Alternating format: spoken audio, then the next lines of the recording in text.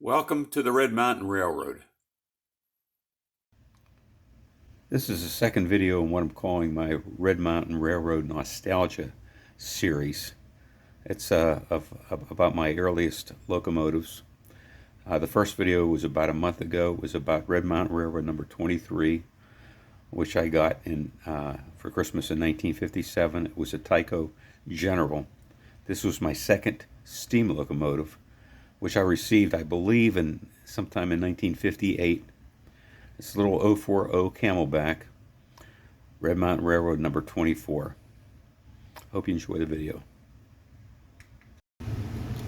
After I received my first HO locomotive, that Tyco General set, for Christmas of 1957, like any model railroader, I wanted more. I wanted more rolling stock, wanted more locomotives.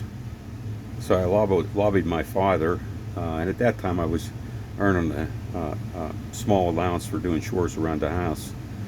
I lobbied my father to take me down to Monroeville, which was not too far from where I lived in Blairsville, Pennsylvania. There was a hobby shop there, to buy another locomotive, and I particularly wanted a steam locomotive.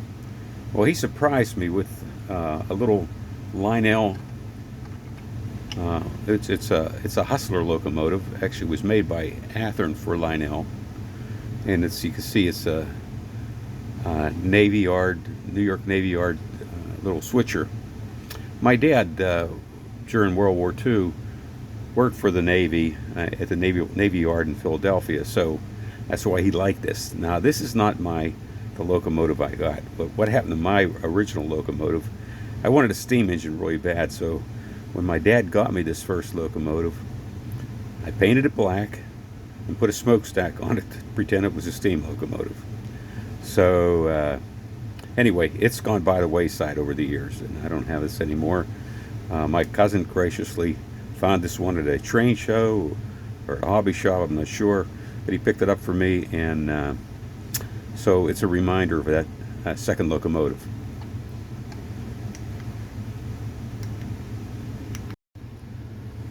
Well, after I convinced my dad to take me down to the hobby shop in Monroeville, Pennsylvania, it was at the Miracle Mile Shopping Center. We went down and looked around, and I found this little Camelback locomotive manufactured exclusively for the HO Train Company of Philadelphia, Pennsylvania. Anyway, the great thing about it was only $7.95. You can see it's a little jewel box, very, very attractive. It was lettered Baltimore, Ohio, number 59. Now, again, this is not my original one. I found this one at a train show. This is exactly the way it was when I went to that hobby shop. And you can see, you look at that thing in a hobby shop glass counter, it just, man, it just grabs your eye. So we bought that for $7.95.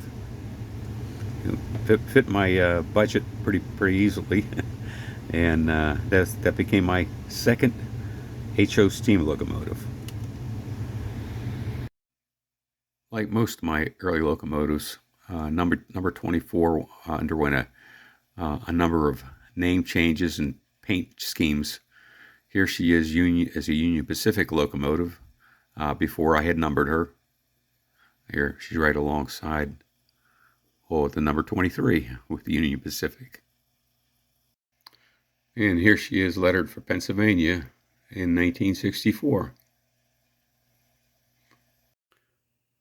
Unlike when I did the General video a month ago, this locomotive, I took it off the shelf. It hasn't been run, and probably a lot longer even than that General. It might not have run for 25 years or more. I did not clean it, did not lubricate it. I just stuck it on the track, and lo and behold, it ran. So let's watch this baby go.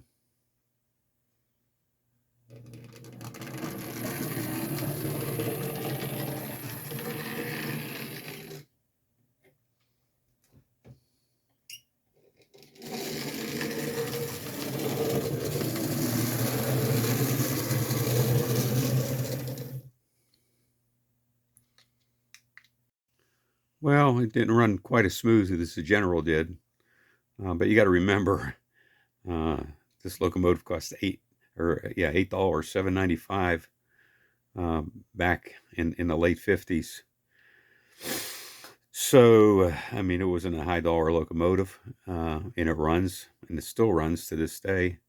Like I said, not as smooth as the General did, but she runs, and it was kind of nice seeing her operate again after all these years. Well, that's the end of this Red Mountain Railroad video. Thanks for watching. I appreciate it.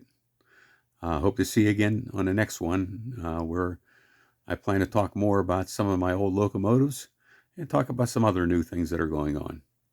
See you then.